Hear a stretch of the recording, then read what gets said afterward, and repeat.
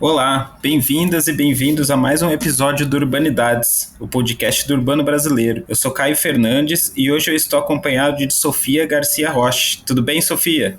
Oi, Caio. Oi, ouvintes. Estou muito animada para o nosso episódio de hoje. Eu sou a Sofia e eu faço Ciências Sociais aqui na USP. Obrigado, Sofia. No episódio de hoje, nós iremos falar sobre o artigo Espacialidade e Controle dos Corpos, Boa Vista e a Mobilidade Humana Venezuelana, publicado em 2024 e escrito por João Carlos Jarotinski Silva, Gabriela Vilaça e Vanessa Palácio Bosson.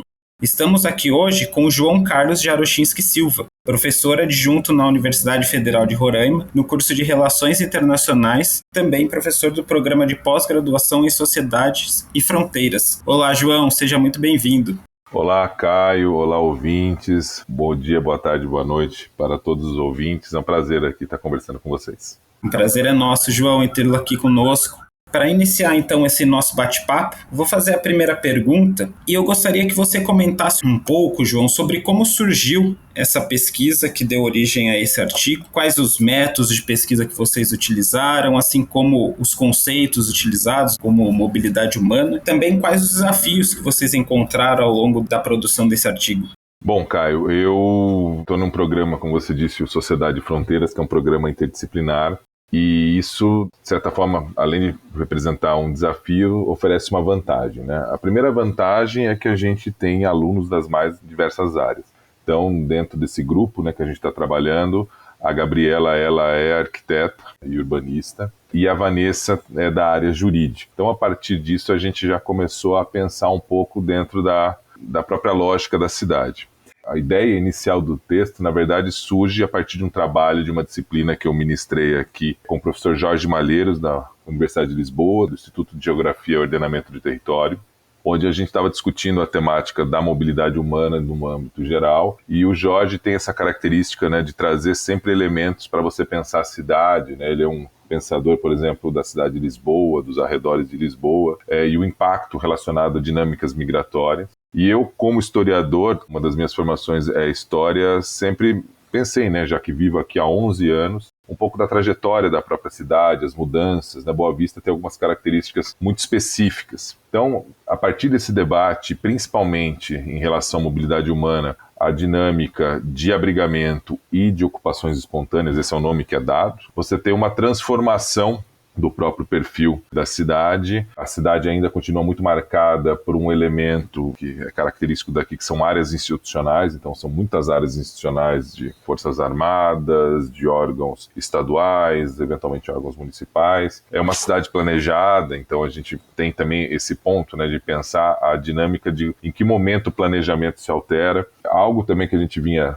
debatendo já há algum tempo, né, principalmente a partir de um estágio com a professora Rosana Beininger, é a questão demográfica. É uma das cidades que mais cresce no Brasil, do ponto de vista relativo. Então ela sai de uma cidade, por exemplo, de 200 mil habitantes na passagem do século XX para o século XXI, para hoje mais de 400 mil habitantes, segundo os dados do último censo. Então, a partir disso, a gente começou a dialogar. Elas apresentaram um trabalho na disciplina, tinha uma ideia interessante.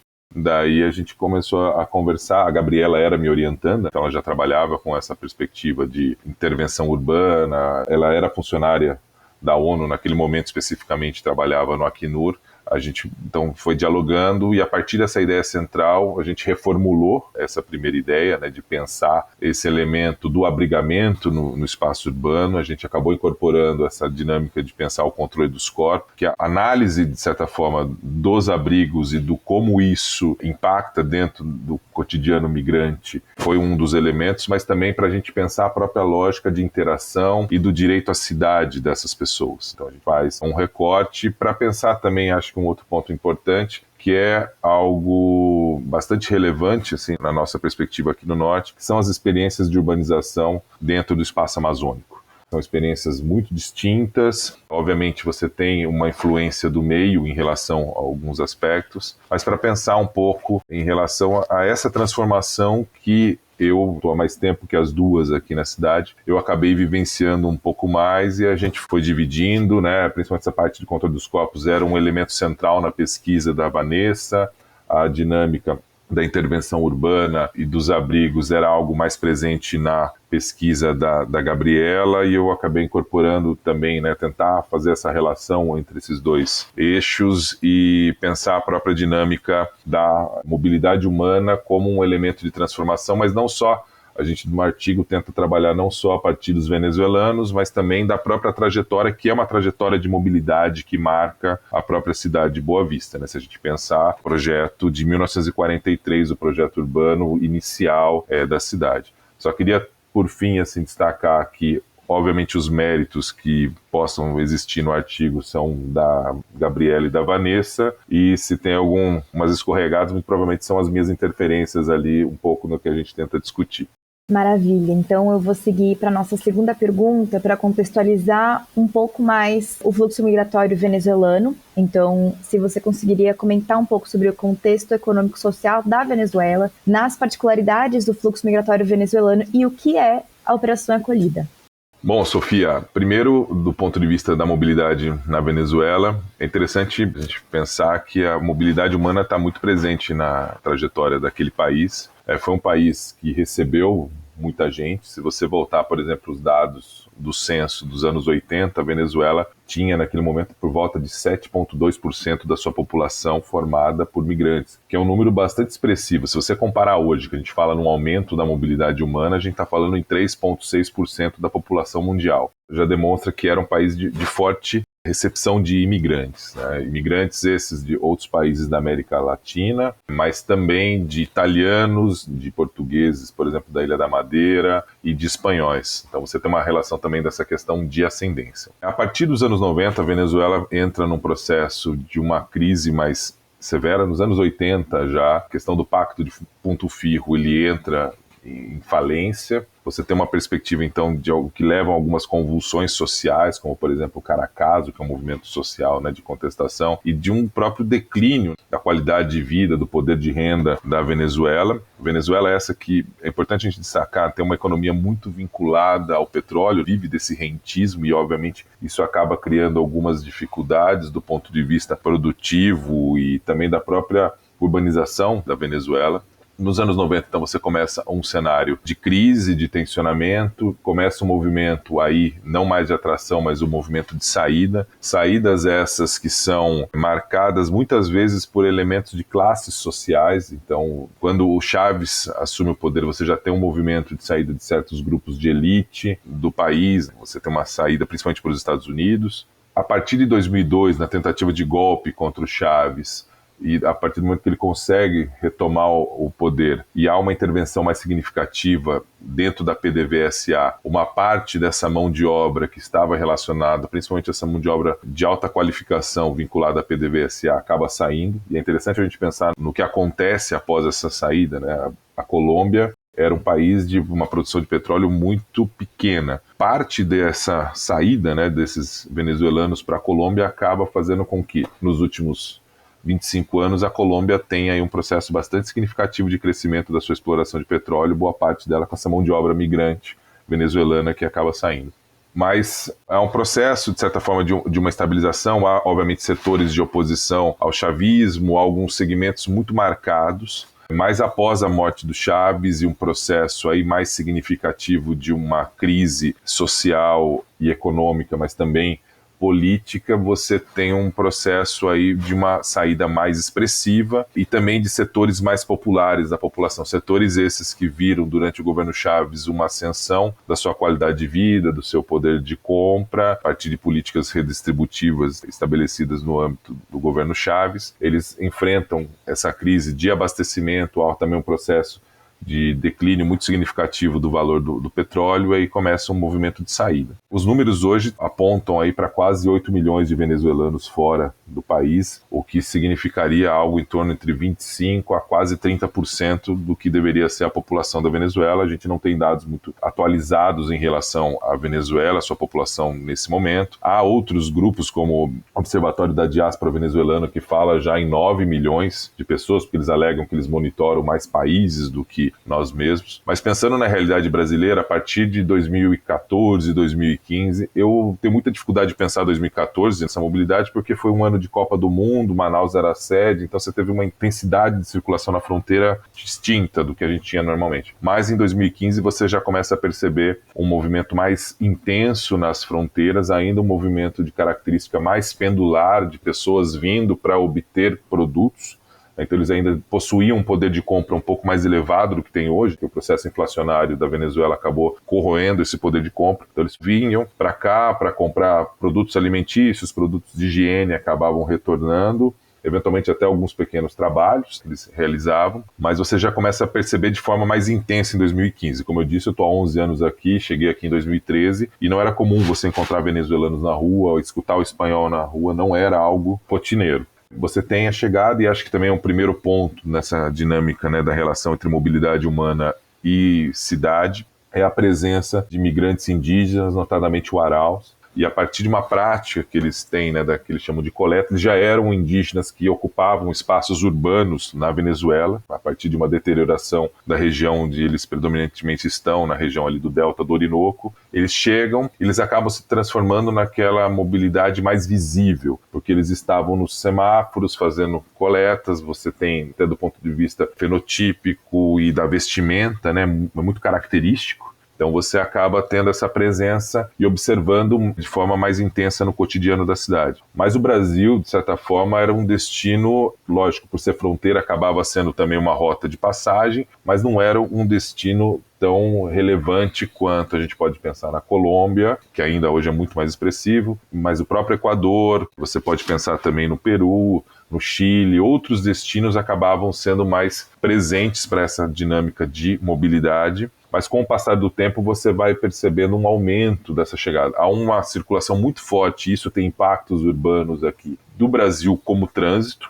E aí o Brasil como trânsito é interessante porque é um trânsito para outros países, mas também um trânsito para outras regiões do Brasil. E obviamente que isso acaba tendo alguma relevância na dinâmica urbana dessa circulação que a gente vai discutir um pouco depois do próprio abrigamento. Mas você vai, com o passar do tempo, aumentando esse volume de chegadas, com, infelizmente, algumas práticas que têm sido bastante comuns na América do Sul, de repulsa, de bloqueio, de barreiras, de dificuldade de regularização migratória. O Brasil vai se consolidando naquilo que a professora Rosana Beininger aponta como destino possível. Então, para uma parcela desses venezuelanos, e infelizmente uma parcela cada vez maior, o Brasil se torna um destino possível. E o meu problema aqui, eu falo infelizmente, não é por eles escolherem o Brasil, mas é devido muitas vezes à ausência de possibilidades de escolha de outros destinos, né, de recepção minimamente, em termos de acesso a direitos, de proteção, minimamente aceitável em outros destinos, que acaba fortalecendo o Brasil. Então você tem desde então um movimento de entrada.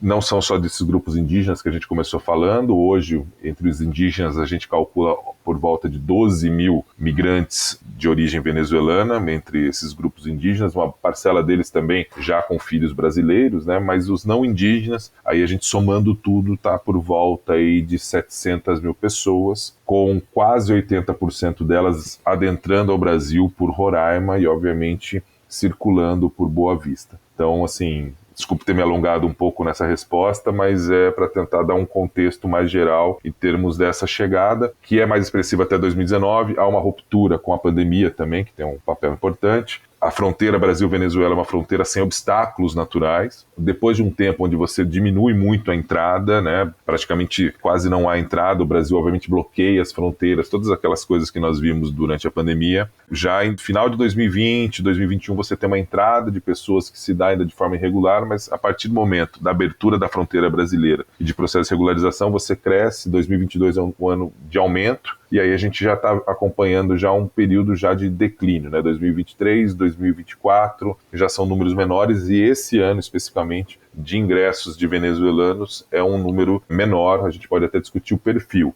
mas em termos numéricos ele tem diminuído um pouco em relação a outros anos que você teve uma entrada mais expressiva.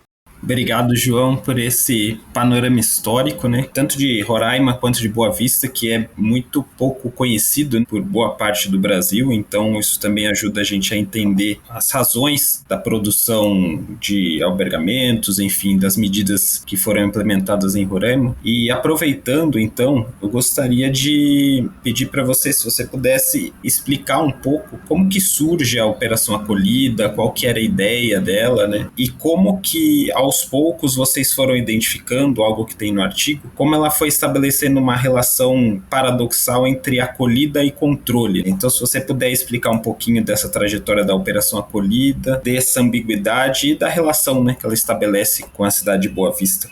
Bom, obrigado, Caio e Sofia, desculpe, você já tinha perguntado antes, eu acabei não falando da Operação Acolhida, acabei me alongando demais aí nessa perspectiva dos números e da mobilidade anteriormente. Em relação à Operação Acolhida, é interessante, né, a gente pensar que no primeiro momento, vamos pensar, a gente estava falando 2015, 2016, há pouca intervenção no âmbito federal para a cidade.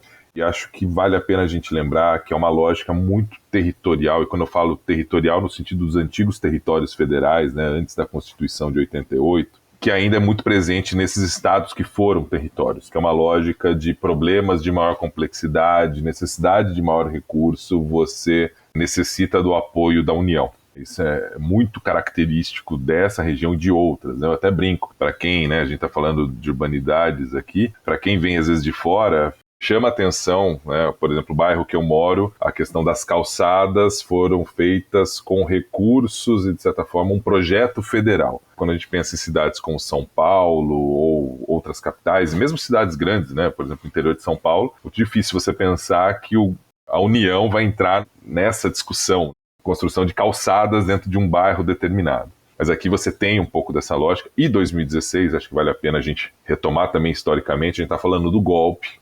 Em 2016, o governo Dilma extremamente paralisado no sentido de tentativa de manutenção do poder, e na hora que entra o governo Temer, você também tem desde denúncias de corrupção a outras temáticas que paralisam, e essa não é um eixo central da discussão em relação à mobilidade humana. Esse é um outro ponto muito paradoxal, né, antes de falar daqueles outros, que a gente está já com essa mobilidade venezuelana com destaque, e eu particularmente percebo muito pouco do que se vivenciava aqui em Roraima com capacidade de influência dos debates legislativos em relação à lei de imigração, que é de 2017. A gente está aqui em 2016 e, de certa forma, com muito pouco. Há uma tentativa quase que amadora em relação à dinâmica de recepção dessas pessoas, de uma sociedade civil ainda muito embrionária para essas questões, com pouquíssima gente. Se a gente retomar aqui, a gente estava falando ainda em pastorais sociais, não existia nenhuma pastoral do migrante, né? A gente tinha a saudosa irmã Thelma, que tentava, de alguma forma,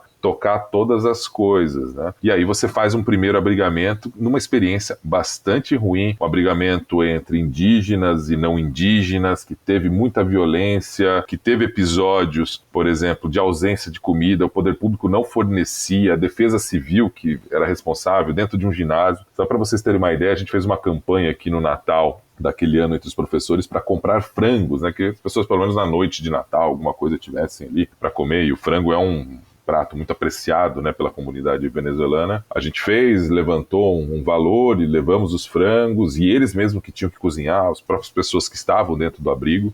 E logo depois, 3 dias depois, a Defesa Civil me liga: professor, não tem mais frango para oferecer? Não sei o que, para você ver o grau de complexidade, de vulnerabilidade da própria estrutura que se pensava. Isso, estou falando de dezembro de 2016. Depois começa a chegar algumas entidades, a Fraternidade Internacional, entre outras. As organizações internacionais também, a partir de provocações que foram feitas em relação a eles, também começam a se dirigir, a olhar para cá, a vinda de pessoas do governo federal. E acho muito interessante a primeira resposta. A gente tinha problemas muito significativos em termos de documentação, da produção de documentação dessas pessoas. As pessoas, só para ter uma ideia, a gente criou aqui o protocolo do protocolo, que as pessoas tentavam todos os dias ir à Polícia Federal para ser atendida em termos de alguma regularização, naquele momento mais sobre a questão do refúgio. Então a Polícia Federal criou o protocolo do protocolo. O que é isso? Era um papelzinho que eles escreviam: olha, a pessoa veio aqui, a gente tentou agendar para tal data. Então, por favor, você, autoridade policial, encontrar essa pessoa e quiser deportá-la, não traga aqui, porque ela veio até a autoridade migratória, ela tentou se regularizar, mas a gente não tinha capacidade de atendimento. Só para vocês terem uma ideia do nível de confusão e dessa ausência, né, de uma estrutura de recepção. Aí vieram esses funcionários da Polícia Federal, teve um trabalho aqui da universidade também de voluntários. Naquela época, para você preencher uma solicitação para reconhecimento como pessoa refugiada, a gente está falando de um documento de várias páginas, com dificuldade de preenchimento. Aí até tem alguns casos de algumas pesquisas que depois a gente fez, as requisições, pedidos, né, de reconhecimento da condição de refugiado das pessoas do Aral acabavam sendo sempre a mesma coisa, uma repetição, porque não dá, né? O que você vai fazer em termos de comunicação e tal? Então era algo muito incipiente. Já tinham essas pessoas na cidade, repito, a visão mais clara era em relação a essa mobilidade indígena, que acabava chamando mais atenção, que estava mais presente no cotidiano, porque a parte não indígena acabava entrando, infelizmente, naquela lógica que é muito comum na migração da invisibilidade, né? Ele tenta se incorporar e não demandar o poder público, tentar ali, de alguma forma, viver sem ser muito incomodado por autoridades, nesse sentido, porque vale destacar também em 2016 ocorreram alguns episódios de deportação e houve uma tentativa de uma deportação coletiva de quase 450 migrantes, tá? No dia 9 de dezembro de 2016. Se vocês podem buscar na imprensa, tem alguns relatos em relação a isso, né? Então mostra que era uma posição um tanto quanto hostil das autoridades que se relacionavam com a temática migratória. Mas em 2017 você tem uma chegada mais expressiva de grupos também não indígenas e você acaba tendo um processo maior de ocupação da cidade, de ocupação no sentido desses espaços públicos, uma população de rua que cresceu de forma muito significativa, né? Isso, a dinâmica de população de rua aqui era uma temática muito diminuta e de repente você tem numa praça uma quantidade enorme de pessoas, entre 800 a 1.000 pessoas, por exemplo, na Praça Simão Bolívar, que a gente trabalha inclusive no artigo, né? Então você tem uma chegada muito grande, então há uma expressividade em relação a isso. O poder público federal com uma postura de não recepção, né, não se envolvendo de forma mais evidente no tema. Quando a gente pensa as autoridades estaduais, elas se modificam de um discurso, assim, de uma ideia de acolhimento, de um acolhimento num sentido, além de muito amador, uma perspectiva muito errada, sabe, de tratá-los quase que de uma maneira infantilizada, não pensar em termos de acesso a direitos, sabe, algo muito complicado e sempre demandando mais recursos. Eu entendo isso, mas sem apresentar projetos. Esse é um ponto muito característico aqui de Roraima. Se demanda mais recurso, mas não se apresenta projeto, não se fala o que quer fazer com o recurso de forma evidente, em termos do que nós vamos construir, o que nós vamos desenvolver. Repito, é uma dependência muito grande do ponto de vista da União. E aí, 2017 há um aumento, né, principalmente nesse último quadrimestre de 2017, a situação começa a ficar mais tensa do ponto de vista social, há uma série de manifestações de caráter xenofóbico, inclusive, há um tensionamento na cidade. E olha só como o poder público, às vezes, a resposta, como é que se dá. Duas coisas que eu gostaria de contar para vocês. Primeiro, as Forças Armadas Brasileiras já estavam fazendo em 2017 um exercício chamado Amazon Log, ali em Tabatinga, na fronteira, para pensar já essa temática da mobilidade humana. E é interessante, porque daí a Operação Acolhida, de certa forma, vamos estabelecer a Operação Acolhida porque já temos os contratos em termos de funcionamento, da dinâmica logística. Quer dizer, as Forças Armadas olharam isso como um tema de interesse, provavelmente por questões de defesa e segurança, e atuaram no sentido, vamos pensar como organizar isso, alguma lógica de capacitação. Já no sentido contrário, vamos dizer, o poder político, né? Só para vocês terem uma ideia, na época ainda a gente estava falando da Unasul, das obras do IRSA, dinâmica de segurança na Unasul, ia ter um evento em Paramaribo, né, no Suriname. E aí, por conta, né, dos deputados aqui, vocês devem se lembrar, estava sendo discutida a reforma da Previdência, e todo dia era aquela coisa, tem 200 e tantos deputados, tem quase 300, tem não sei o quê. E aqui os deputados são invariavelmente governistas, até porque a lógica de o que é um bom político aqui é aquele que traz recurso. E vale lembrar que o líder do governo no Senado era um senador aqui de Roraima, então isso também tem um peso, né, na hora de você ficar demandando no poder público. Era tão pequena a atenção para o que estava acontecendo aqui na fronteira que iam alguns ministros lá para o Suriname e esses ministros falaram que iam fazer uma parada aqui no aeroporto e que queriam se reunir com as autoridades locais no aeroporto, nessa parada no voo para Paramaribo. Nisso, obviamente, houve uma repulsa, né, de parte do grupo político, né? Não estão dando atenção, e não sei o que. Quer dizer, foi uma forma muito ruim, né, como o poder público federal tentou entrar na temática. gerando uma revolta por parte dos grupos políticos. Lembremos, 2018 é ano eleitoral, e aí você tem que dar uma resposta, o que nós estamos fazendo, aumenta a cobrança. Eles vieram, a governadora falou que não ia recebê-los, os deputados se revoltaram, tal. Resultado, eles tiveram que circular, e um dos locais que eles foram foi para a Praça Simão Bolívar, e realmente causou, principalmente no ministro Raul Jungmann, um certo desconforto em relação ao que ele viu. Ele ficou bastante impactado pelo que viu, assim. Além de ele falar, era meio nítido um pouco disso, né? As pessoas que estiveram com ele falaram que realmente perceberam que ele ficou um tanto quanto incomodado em relação a isso. Isso a gente está falando no começo de 2018, mas para a gente mostrar como as coisas estavam assim meio atropeladas, há uma visita da presidência aqui, né? O Temer vem para cá, só para vocês terem uma ideia como foi uma data muito planejada, né? Para pensar, foi na segunda-feira de carnaval. Eu me diverti horrores na época, só pensando, todos os políticos daqui perderam o seu carnaval, porque vem o presidente da República para cá e você não tá, esquece, né? Você politicamente está morto. Então, atrapalhou o carnaval de todo mundo. Tem muita gente cancelado o pacote de viagem naquele momento. E ele veio, ficou aqui por 3 horas, almoçou, reuniu todo mundo e tal. E, de certa forma, daqui saiu a resposta, que era uma resposta muito característica no governo Temer. Não dá só para falar dele, até governos anteriores teve isso, mas que é a questão de chamar os militares para uma atuação em relação ao funcionamento. Então, a Operação Acolhida surge desse contexto. Numa lógica, se vocês buscarem o livro do Celso Castro, onde ele faz umas entrevistas sobre a Operação Acolhida, é muito nítido que eles falam, diminuir essa pressão social, levar um processo, né, quase de pacificação da cidade, onde, como eu disse, estava um escalonamento dessa tensão. Então, a resposta, né, para a gente pensar em termos de planejamento, foi uma resposta que um grupo talvez interessado nessa atuação atuou anteriormente, né, como eu estava falando, de um exercício militar com essa temática, com os contratos já meio pré-estabelecidos, e do outro, o governo federal. Preciso dar uma resposta. O meu líder do governo aqui no Senado está enfrentando essa temática e, obviamente, foi muito atacado por conta da temática venezuelana, né, em relação a isso. E se você buscar a entrevista do senador Romero Jucá, ele fala que um dos motivos que ele perdeu a eleição foi por conta da migração venezuelana, né? Ele coloca também a fatura nisso daí, acho que é interessante para a gente pensar. Mas aí o governo estabelece, então, a Operação Acolhida dentro desse contexto em 2018 e dentro das suas ações, vamos lá, ela é formada em 3 pilares. E esse primeiro pilar, a ideia de controle, e aí esse controle é pensar uma fronteira, como eu disse, que não tem obstáculos naturais, é fazer uma lógica de recepção, e aí o Brasil tem uma tradição do ponto de vista até por conta do número de fronteiras que possui de regularização migratória. Então, fazer esse controle significa uma dinâmica de regularização migratória, de receber e, não vai dar para controlar todo mundo que está entrando, então vamos documentar todo mundo para saber quem são as pessoas que estão aqui, pelo menos dessa nacionalidade. E também outros processos, né, da divisão, como, por exemplo, de ver isso daí como uma possível ameaça, então política de vacinação, né, que é feita também no âmbito da fronteira, há uma série de cooperações que foram feitas ali.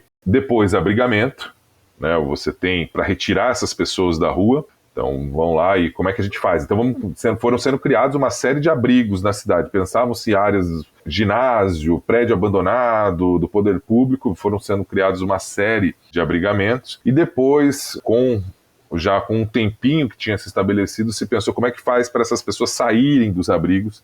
E aí que se desenvolveu de forma mais consistente esse terceiro pilar, que é o pilar da interiorização, que de certa forma acaba atingindo hoje mais de 1.000 cidades no Brasil e que de certa forma é o elemento mais conhecido da Operação Acolhida fora. Então é uma ideia assim, né, que a gente, primeiro, pensando na organização, o Estado brasileiro acaba tendo um papel maior de protagonismo, coloca na Casa Civil a forma de gerir isso daí, chama uma série de ministérios, mas o Ministério da Defesa acaba tendo maior protagonismo, porque do ponto de vista dos contratos já estava estabelecido e esse é um ponto que eu gostaria de ressaltar aqui para os ouvintes, é um problema crônico na fronteira, né? Você tem uma presença estatal, vamos dizer, de servidores civis muito diminuta. Então, quando a gente pensa as fronteiras, principalmente as fronteiras amazônicas, as Forças Armadas acabam tendo um papel de muito protagonismo em questões estruturais, em questão de acesso a direitos sociais, como, por exemplo, tratamento dentário, mutirões de saúde, por aí vai. E é uma lógica meio que de um espaço de não interesse ou de baixa perspectiva de servidores civis, no sentido de dar qualidade de vida, de prestar atendimento para essa população. Ninguém quer vir para cá, né? Basicamente isso que eu estou dizendo. E aí os militares têm uma condição de trabalho que, de certa forma, é dada uma missão, oferece-se vantagens também, eles acabam vindo para cá e se estabelecendo dentro da lógica. Então você tem esse número bastante significativo desses contingentes, que eram maiores no início, a gente está falando de mais de 700 pessoas, e hoje eles diminuem, você vai entrando outros quadros, e também apoiados, além desses vários ministérios com protagonismo da Casa Civil e do Ministério da Defesa, com o passar do tempo o Ministério do Desenvolvimento Social também vai entrando de uma forma mais intensa no âmbito da Operação Acolhida. Você tem as organizações internacionais que já estavam aqui presentes no terreno desde 2017, então para elas é interessante porque dá condições dela minimamente agir, e você tem um quadro de pessoas grande, né, para funcionar, e tem uma estrutura logística, que esse é um dos pontos centrais aqui da dificuldade do Norte, a estrutura logística. Eles organizam, e também a própria sociedade civil começa a se dirigir. Algumas entidades muito tradicionais do ponto de vista da temática migratória, então a gente pode falar de Caritas, IMDH e outros, mas também algumas entidades, como por exemplo, que está presente no Rio de Janeiro, que se envolveu depois, que é o Aldeias Infantis, que foi aos poucos se relacionando com a temática, se envolveu, viu uma oportunidade de ação, não sei o que os motivou especificamente, teria que fazer um recorte com cada dessas entidades, mas veio um grupo grande de entidades que acabam ficando sob esse guarda-chuva de controle da Operação Acolhida, que marca. Pensando aqui na cidade, para a gente voltar para a cidade, qual que é o efeito mais visível? Em Pacaraima, essa estrutura de recepção. Hoje, aqui em Boa Vista, não fica só em Pacaraima, mas você também tem uma estrutura, né, que é quase um sistema, com todo o respeito de documentação, quase que um sistema fordista, sai daqui, você é refúgio, vai para cá, e não sei o quê, e vai seguindo assim as linhas. E o quadro do abrigamento, né, esse quadro que passa por uma modificação que a gente pode discutir um pouquinho mais à frente, mas no primeiro momento você tenta pensar nessas áreas institucionais que estão disponíveis para colocar essas pessoas e retirá-las das ruas. Para Boa Vista é isso que tem maior impacto.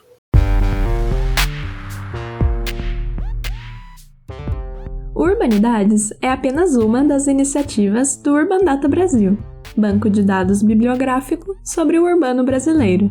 Em nosso site você encontra milhares de referências classificadas, textos digitalizados para download gratuito e pode registrar trabalhos de sua autoria.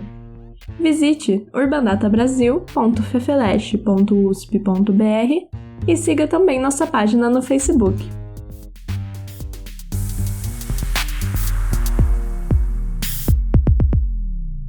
Vamos passar para uma questão que traz também as particularidades da migração para os migrantes venezuelanos, então no território de Boa Vista, mas também como isso afeta os moradores de lá que já estavam ali. Então, no artigo vocês mencionam, por exemplo, a ocupação da Praça Simão Bolívar, algumas ocupações de moradia espontâneas em outras partes da cidade que também sofreram rápidas intervenções do poder público para retirá-las, para a retirada das pessoas desses locais. Então, podemos dizer que a segregação e a violência estatal que procura tornar os migrantes mais controlados e disciplinados influenciam também no modo como a população local enxerga os migrantes? Então, aumentando, por exemplo, os sentimentos de xenofobia ou até tornando eles acríticos ou mesmo apoiadores dessas ações da Operação Acolhida, que também são ações violentas? Bom, Sofia, primeiro aspecto, acho que há um processo, né, da cidade que a gente tenta caracterizar, que é uma cidade formada de dinâmicas migratórias, né, dinâmicas internas a partir dos anos 40 e vem num processo de crescimento bastante expressivo quando você analisa a história urbana, né, do Brasil, de um crescimento, a própria lógica da forma como a cidade foi pensada, o projeto inicial, essa estrutura radial, o engenheiro que venceu o projeto, que foi um projeto que participou de um concurso, né, o Darcy Aleixo Derenusson, pensou uma cidade para um tamanho, né? De certa forma, é o problema das cidades planejadas, né? Chega uma hora que a população é muito maior, ou acaso, né? Talvez como Palmas, que se esperava que a população fosse maior do que ela é hoje. Então, é um elemento interessante para a gente pensar nesse urbanismo, nessa tentativa, né, de um controle dessa urbanização, a partir de experiências que a gente vem da consolidação das cidades e depois de processos de intervenção urbana que foram se desenvolvendo em vários momentos da nossa história e que caracterizam ainda hoje, talvez, alguns dos nossos principais problemas urbanos. Se você pegar a Boa Vista, ela tem alguns limites muito claros. O primeiro é o Rio Branco, então ela está margeando um dos lados do Rio Branco. E há uma área, que é uma área desprovida hoje de ponte, mas você tem um outro rio que vai desaguar no Rio Branco, que ele acaba limitando uma determinada estrutura. Então, a cidade tem um eixo central a partir dessa estrutura radial que ela foi planejada, e aí você tem, de um lado desse eixo, que seriam os bairros de classe média e classe alta da cidade. Que não sei por quais motivos, nesses bairros não tivemos nenhuma estrutura de abrigo colocada lá. Obviamente a gente está sendo satírico aqui, né? Mas não foi colocado lá. Então você tem do outro lado, e é o lado que, de certa forma, você sai do planejamento urbano de forma mais evidente, que eles chamam aqui dos bairros, e você tem esse processo de ocupação, mas há algumas áreas centrais, ainda, né, por conta que eram áreas institucionais, áreas centrais valorizadas na cidade, onde você vai construindo esses abrigos. A lógica, obviamente, desses abrigos, e num primeiro momento também essa dificuldade de pensar esse processo de saída do abrigo, e principalmente dessa saída do abrigo e também ocupação da própria cidade, dessas pessoas pertencerem a esse espaço, gera um tensionamento social. Guardadas as proporções, é a mesma coisa que você pensar, no bairro tal a gente vai criar algo do sistema prisional. Você vai ter revolta do bairro, né, associação de moradores reclamando. A gente sempre quer que dê uma solução, mas a gente nunca quer que a solução seja no nosso bairro, na nossa vizinhança. Isso é muito característico, né? A gente não quer. Há investimentos que valorizam e a gente quer. Os que não valorizam a gente não quer, mesmo que sejam problemas sociais bastante relevantes que a gente precisa dar conta. Isso é um pouco da lógica, assim, um tanto quanto egoísta que muitas vezes a gente tem em termos de ocupação do espaço urbano.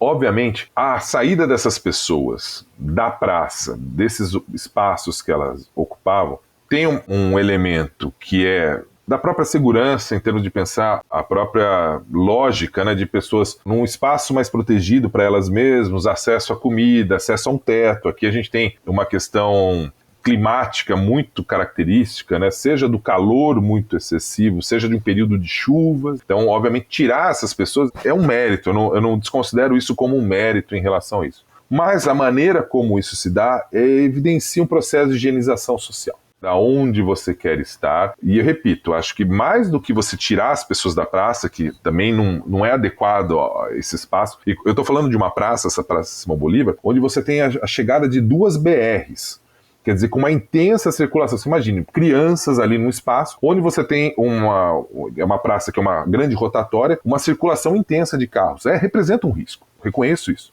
Mas a questão da determinação de quais são os espaços, para onde essas pessoas vão, isso é algo chave para a gente estar pensando esse processo. Então, você percebe que rapidamente tenta-se fechar esses abrigos nessas áreas que são vistas como áreas mais nobres, áreas dessa presença, até desse processo que a gente chama de uma higienização, né? Para que eles não estejam nos supermercados, fazendo pedidos, na área comercial, esse tipo de situação. Então, esse é um ponto que levou esses vários abrigos na cidade e que foram, com o passar do tempo e também pela redução de recursos, né, para a gente pensar, você pega estruturas de abrigos para poucas pessoas, para 200, 300, 400 pessoas, e vai construir algo muito maior. A gente está falando hoje em abrigos de 2.000 pessoas. Numa área específica, eu repito, que é uma área institucional, mas é uma área institucional do lado da Polícia Federal, quer dizer, que é um espaço onde o migrante necessariamente tem que passar, porque é autoridade migratória, do lado de um comando, né, de batalhão do Exército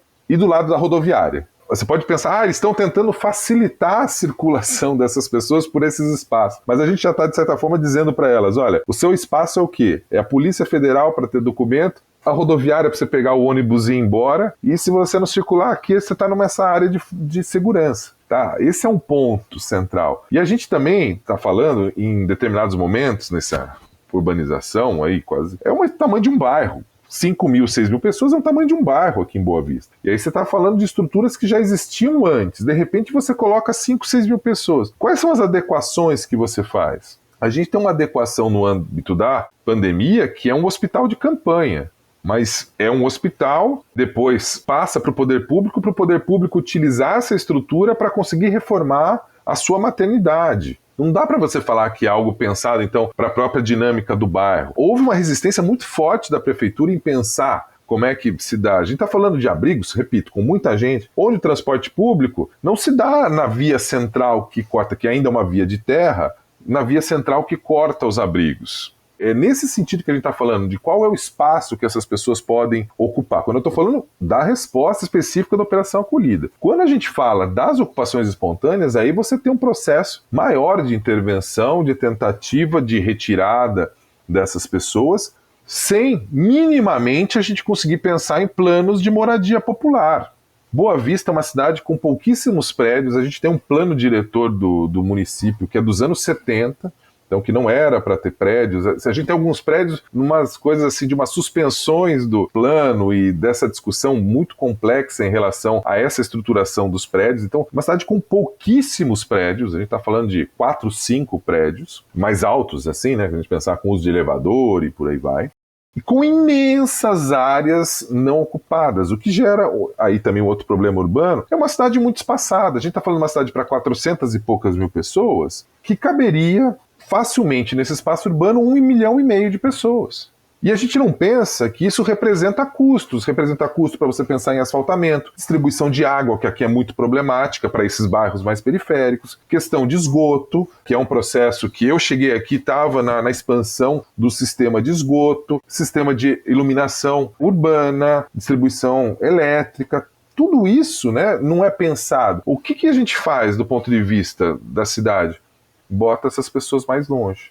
Coloca essas pessoas cada vez de forma mais distante. E uma cidade com problemas seríssimos de transporte urbano, que é caro e extremamente ineficiente. E aí você coloca essas pessoas para longe. Basicamente assim, olha, vocês podem vir e trabalhar, levar esse processo de desenvolvimento, mas de final de semana ou na hora de lazer a gente não quer vocês aqui. Vale destacar que alguns desses bairros mais distantes, que foram muito ocupados pela presença de imigrantes, são bairros que anos atrás, a partir de meio-dia, acho que na verdade 2 da tarde, de sábado não tinha mais transporte. Que aqui é feito com o que eles chamam de taxi-lotação, que é um carro que você vai, ele faz uma rota fixa e você vai entrando no carro para seguir. Aqui o transporte público ele é todo planejado no sentido bairro, centro, centro, bairro.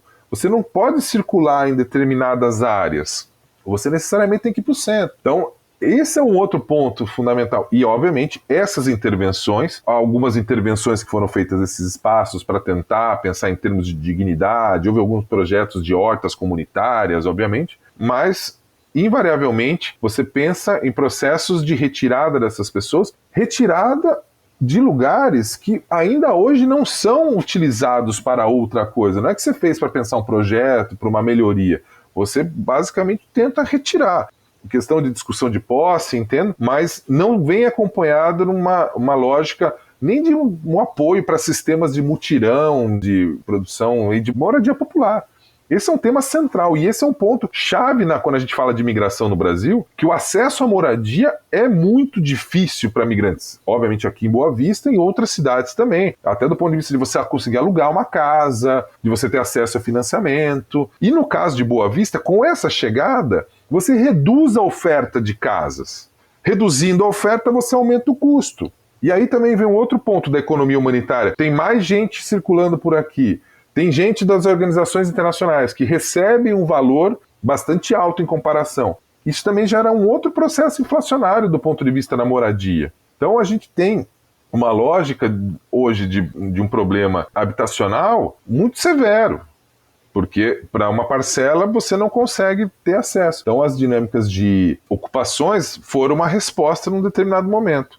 Eles foram, de certa forma, sendo desconstruídos. No caso dos indígenas, isso é mais latente. O que você tem hoje são 2 abrigos indígenas aqui na cidade, com mais de uma etnia. Há uma resistência indígena que ocupa outros espaços, até de um dos antigos abrigos, mas você tem uma relação tensionada, que a todo momento você tenta fazer o quê? Retirar essas pessoas desse espaço, dessa ocupação espontânea. Então, há uma série de elementos centrais e muitos deles, infelizmente, numa caracterização de acesso de direito à cidade, lembram uma higienização.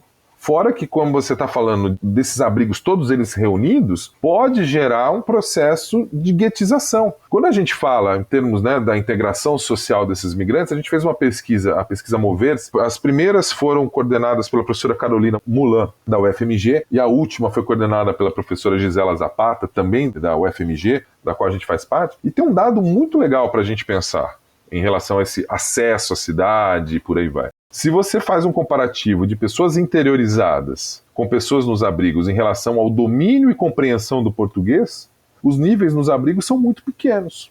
Por quê? Porque você só faz essas pessoas conviverem dentro da sua comunidade. Um outro dado, lógico, é um recorte de um determinado momento, mas a gente só tinha 30 e poucos por cento das crianças de idade escolar matriculadas nas escolas. A escola do bairro, ela não é acessível, ela já está cheia. Lembra que eu falei que, de repente, você coloca 5.000 pessoas num determinado bairro e não produz uma outra escola? E não oferece transporte para essas crianças irem para outras escolas, irem para outros bairros? Então você percebe assim uma lógica de funcionamento bastante complicada e que faz com que, infelizmente, igual tive a oportunidade de ler alguns trabalhos sobre interiorização, e em 2 trabalhos desses, nas entrevistas, esses migrantes falam de todas as dificuldades da travessia, de tudo que eles passaram, de uma migração forçada, de sair da Venezuela, mas alguns deles falaram: a pior parte da experiência foi estar em Boa Vista. Isso é muito significativo.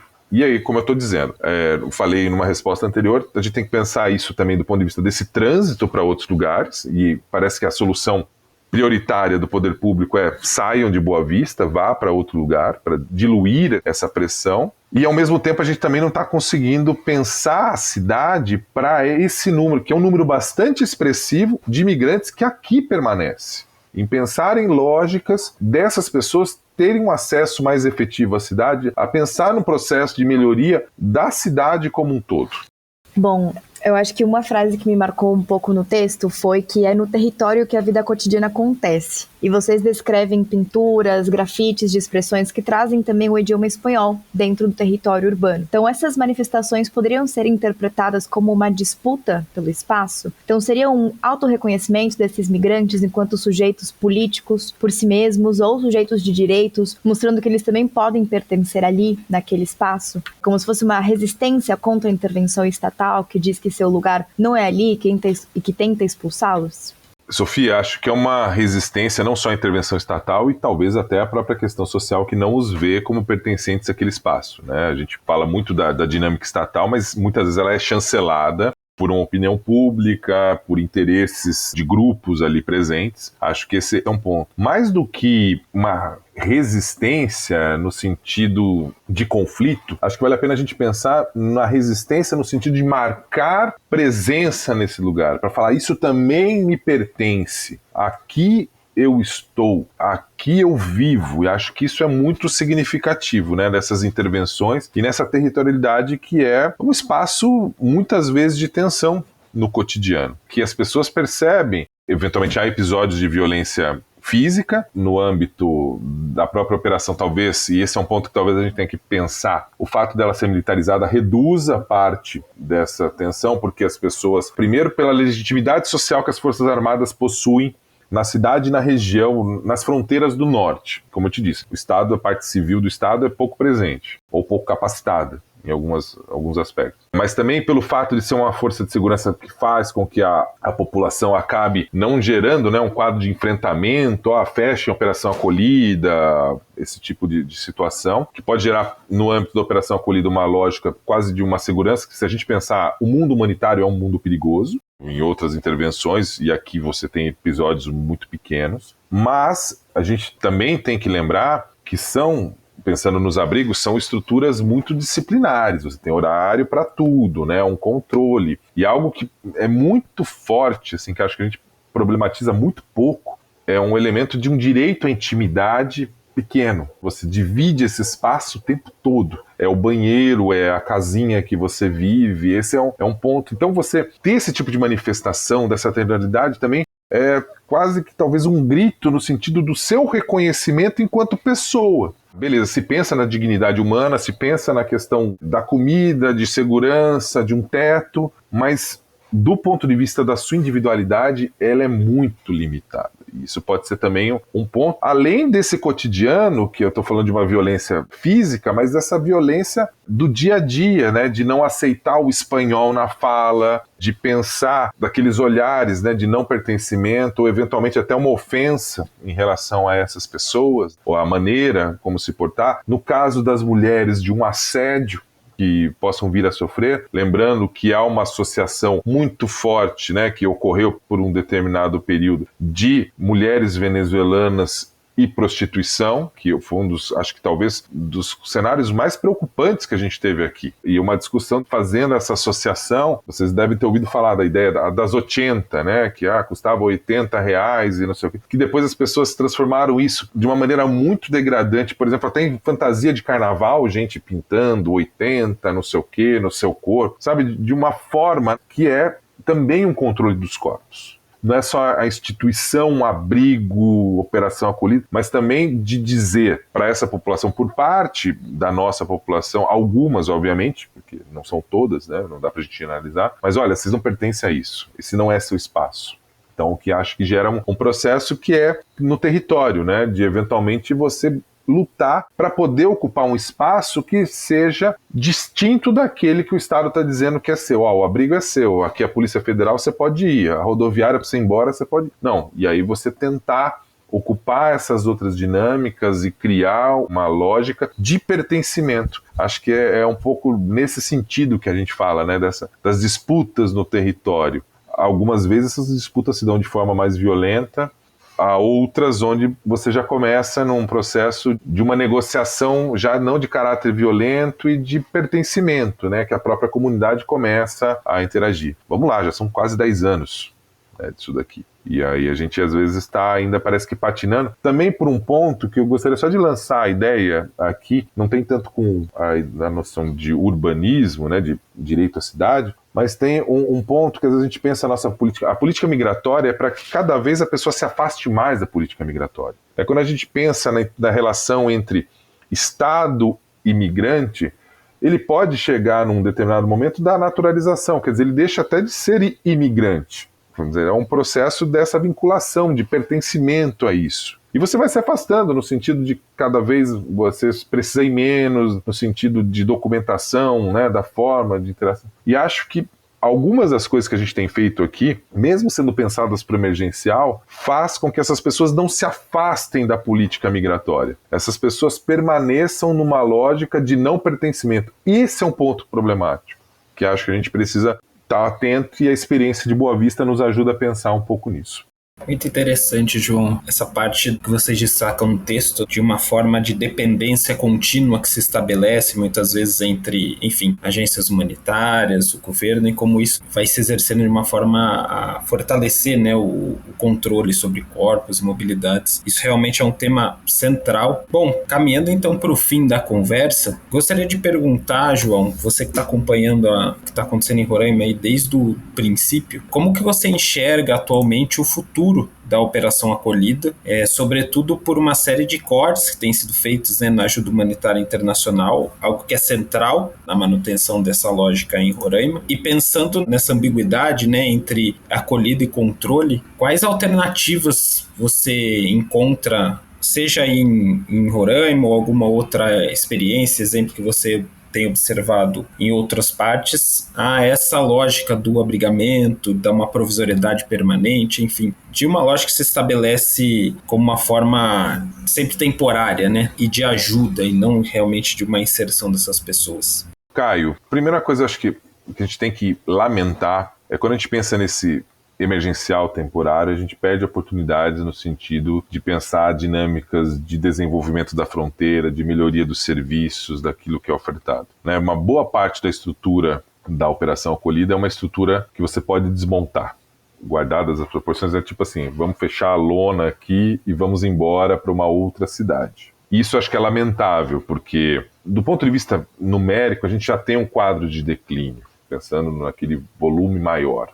Mas a partir do momento em que você estabelece uma lógica de mobilidade entre alguns espaços, ela se torna, não vou chamar de permanente, mas muito mais frequente. Mais gente vai pensar a dinâmica de sair da Venezuela e entrar no Brasil. Também a própria lógica de retorno, que também demanda alguns tipos de serviço, de atenção. Pensando em termos de uma cidade que cresceu bastante, se você pegar os dados econômicos de Boa Vista e de Roraima, no comparativo nacional, cresceu muito mais do que outras cidades, mas ao mesmo tempo você também tem um quadro de aumento da miséria, né, de pessoas em situação de miserabilidade. Então, de certa forma, o que eu lamento é um pouco dessa perda de oportunidade daquilo que foi feito nos últimos anos, no sentido de melhoria e da gente pensar não só Boa Vista, Roraima, a dinâmica das fronteiras brasileiras, que são muito invisibilizadas e muito impactadas por ausência de investimentos e também de investimentos em recursos humanos. Acho que a gente tem que pensar, eu entendo do ponto de vista de contratação do Estado a dificuldade de fixação de trabalhadores nas fronteiras, acho que isso é muito claro, mas a gente pode pensar em alternativas, eventualmente, por exemplo, no Ministério das Cidades, porque a gente não tem uma secretaria de municípios fronteiriços. Lógico que Foz do Iguaçu é um caso à parte, mas esses diversos municípios pequenos, onde as pessoas não querem estar, que eventualmente são fronteiras com algum tensionamento relacionado à criminalidade, por aí vai, por que a gente não faz e eventualmente pensar em pessoas para trabalharem lá que sejam municipais? Você pode aumentar o repasse de recursos, mas que sejam do município, porque do município, se ela sair, ela não pode trabalhar em outro lugar, ela não pode se dirigir a um outro estado, a uma outra localidade. Então, pensar um pouco nisso, você vai falar, mas daí você não vai conseguir gente tão capacitada. A gente faz capacitação, hoje dá para você fazer. A gente está aqui no âmbito da universidade pensando uma especialização justamente dentro disso. E com muita gente que trabalha na operação acolhida, sentada na sala de aula, pensando problemas em comum, desenvolvendo temáticas. Acho que esse é um ganho. A gente tem um suporte do Ministério de Direitos Humanos, num recurso super diminuto, mas acho que tem um potencial enorme de fazer uma transformação aqui. Para a gente pensar também em termos dessa responsabilidade que os entes federativos brasileiros têm, dificuldade em assumir em relação à migração, estados e municípios. A gente fica discutindo boas práticas, mas a gente fica pincelando uma coisa, outra. A gente não consegue pensar do ponto de vista institucional. E acho que aí vem dos problemas da operação acolhida. A gente não conseguiu institucionalizar. Se acontecer uma dinâmica que pode acontecer emergencial, eu não sei se vai ser uma outra operação acolhida. Eu sei que algumas coisas da operação acolhida foram utilizadas na atuação do Estado brasileiro no Rio Grande do Sul por conta da enchente. Da própria lógica de abrigo, das casas e por aí vai, né? Daquela estruturinha das casinhas que se colocam, que talvez até para o Rio Grande do Sul sejam mais adequados, que para nós não são. Você tem ali uma estrutura, ela é muito rápida para fazer, mas ela é um calor insuportável e a gente também não sabe do ponto de vista urbano, e lamento da gente não ter entrado nisso, mas para fazer o descarte. São casas que têm durabilidade de 3 anos, materiais com durabilidade de 3 anos que a gente não sabe como é que vai ser o descarte. E a gente também não está pensando nisso, como que a gente vai fazer a reciclagem disso, ou pensar um aproveitamento do material em outras situações. Então, são várias questões que me parece assim, a gente está fazendo o emergencial e aí talvez também garantindo uma permanência de uma lógica muito emergencial. Repito, uma coisa é você pensar em 2018. Outra coisa é pensar agora 2025. Há questões emergenciais? Ainda há. Há grupos, eu falei, né, do perfil. Há grupos mais vulneráveis. Hoje é uma chegada muito expressiva de pessoas idosas, no comparativo com períodos anteriores, tá? Ela é expressiva no comparativo anterior. Há mais crianças. Tá? Então tem uma vulnerabilidade, tem coisa de emergência, mas a gente tem que ter algumas coisas já pensando em termos de um médio prazo, o que vai fazer, como é que a gente melhora isso daqui. Então acho que às vezes a gente pensa muito numa lógica de oportunidade perdida, sabe? Porque, repito, é uma operação que tem os seus méritos, não é tipo assim, vou jogar tudo fora, não é isso que a gente está pensando, mas que a gente poderia ter avançado mais, ter melhorado e eventualmente pensar, né, esse tema da militarização, que não é de uma lógica de militarização só para a temática migratória, é para muita coisa na fronteira, e isso a gente não está discutindo, né? A fronteira continua sendo essa ideia do periférico, do lugar inseguro, da ameaça, e isso, a temática migratória é um desses temas, mas para os outros ainda se faz presente. E a gente perdeu essa oportunidade de estar debatendo. E pensando em termos desse corte, as agências hoje passam por um processo, né, de financiamento muito complicado e era natural que você reduzisse, porque elas vivem de emergências, elas demandam aquilo que está chamando atenção num determinado momento. A questão venezuelana ela já vai ficando, por mais que ainda tenha muita gente, por mais que seja algo bastante importante, ela vai perdendo impacto em relação a outras emergências que vão surgindo no contexto internacional. Né? O caso da Ucrânia já foi um problema aqui, porque a Ucrânia está lá na Europa, né? Os recursos já estão para lá, e até parte de gente que se formou aqui, vamos dizer assim, do ponto de vista humanitário, de atuação, foi para lá, foi levado para lá para mostrar, levar essa expertise. E hoje, com a lógica, né, os Estados Unidos são os financiadores de boa parte das ações humanitárias no mundo. E quando eles começam a tentar proibir termos ou não pensar em diversidade, acho que isso também afeta muito a qualidade do que é feito, porque a gente está falando no panorama geral. mas nisso surgiram ações específicas para grupos, dinâmicas para olhar algumas especificidades das mulheres migrantes, das crianças migrantes, dos idosos, da população LGBTQ, dos indígenas. E aí, quando você está falando que você não pode pensar na diversidade, aí a gente começa a ter problemas muito significativos, que mesmo esses avanços, que são interessantes, que conseguem enxergar, ainda enquanto grupos, mas pelo menos uma visão mais holística em relação a essas pessoas, você acaba tendo um cenário de dificuldade. Em relação à operação, aí pensando na cidade de Boa Vista, há muito tempo atrás, inclusive foi um dos comandantes aqui da região, que era um general, e a antiga prefeita de Boa Vista, falavam lá atrás que, poxa, Boa Vista pode se transformar numa cidade bilíngue, que dentro do mundo globalizado, eu não vou entrar nisso, mas dentro da lógica hoje de valores das coisas, poderia ser uma vantagem comparativa enorme.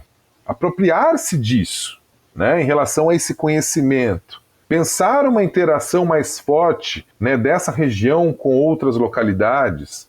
E, de certa forma, 10 anos depois, a gente está perdendo também essas possibilidades. A gente não consegue, por não pensar para além do emergencial, a gente perde oportunidades de um desenvolvimento que atenda a todos, não só a migrantes, que atenda também aos nacionais. Então, acho que esse é o ponto mais triste da gente pensar e, obviamente, com essa redução de recursos, também, eventualmente, uma piora de serviços que são oferecidos. Por exemplo, a dinâmica de documentação no Brasil, você pode ter algumas críticas ou não, mas quando a gente faz o comparativo com o restante dos países da América do Sul, é uma dinâmica bem eficiente. A gente aceita a documentação desse outro país, a gente tem um processo de coleta do dado dessas pessoas, é uma documentação que sai rapidamente, é uma documentação com código de barra, quer dizer, você tem dados ali, que inclusive favorece o próprio migrante. Não dá para falar que é ruim, repito, como no comparativo com outras localidades. E aí a gente reduzindo, é provável que a gente reduza a nossa capacidade de fazer esse tipo de atendimento. Só para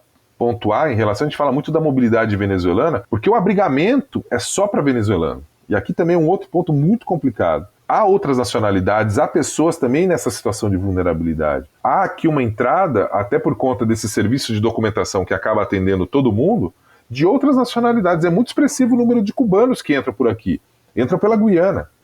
E a gente acaba, infelizmente, só pensando, né, do ponto de vista desse emergencial, e sem a grana talvez a gente perca essa boa atuação que é, por exemplo, de regularização migratória, que é fundamental para acessar direitos. Pois é, muito obrigado, João, por essa contribuição imensa ao podcast. Realmente a gente percebe que Roraima e Boa Vista, especificamente, não é uma cidade qualquer em termos de tensões, conflitos migratórios e também de formas de gestão, né, que engloba aí tantos atores distintos. Bom, infelizmente a gente tem que encerrar por aqui. Gostaria muito de agradecer a sua presença ao nosso podcast e, bom, deixo aqui um espaço breve para as últimas palavras que você tenha a dizer aí para a gente. Bom, Caio, Sofia, os ouvintes, eu que agradeço essa oportunidade aí de estar participando do Urbanidades e gostaria também de agradecer que essa dinâmica, né, de pensar o espaço urbano foi uma influência muito grande da minha orientadora, a professora Lúcia Bogos.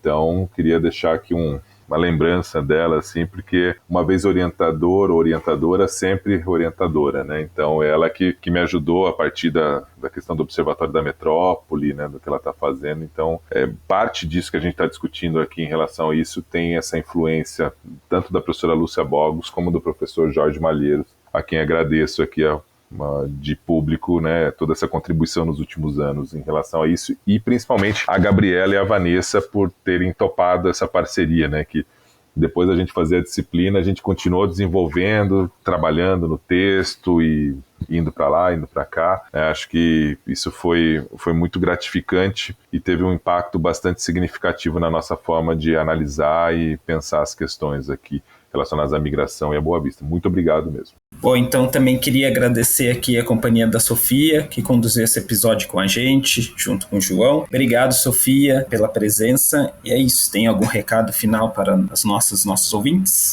Beleza. Obrigada, Caio. Obrigada, João, pela participação. sobre esse episódio muito rico, não só sobre a migração, mas também sobre todas as particularidades de Boa Vista, de como que é realizado o controle na operação acolhida, mas também como que isso afeta os migrantes e a população ali do local, assim como o território urbano e o sentimento de pertencimento. Bom, alguns avisos finais sobre as redes sociais do Urbanidades. Sigam a gente no Twitter, @UrbanidadesFM. No Instagram a gente tá como @Urbanidadespodcast. E a gente tem um site que é www.urbandatabrasil.ffleste.usp.br, que é o nosso banco de dados bibliográfico sobre o Brasil urbano. Então ali vocês podem consultar teses, dissertações. Também estamos no YouTube, é onde todos esses episódios vão ser colocados.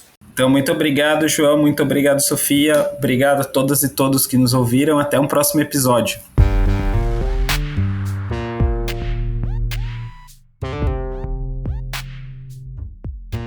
O Urbanidades é produzido pelo Urbandata Brasil, banco de dados bibliográfico sobre o Brasil urbano. Ele é feito por bolsistas e associados, sob coordenação da professora Bianca Freire Medeiros. O Urbandata está vinculado ao Centro de Estudos da Metrópole e está sediado no Departamento de Sociologia da Universidade de São Paulo. Visite o perfil do Urbanidades no Instagram, @Urbanidadespodcast, e a página do Urbandata Brasil no Facebook.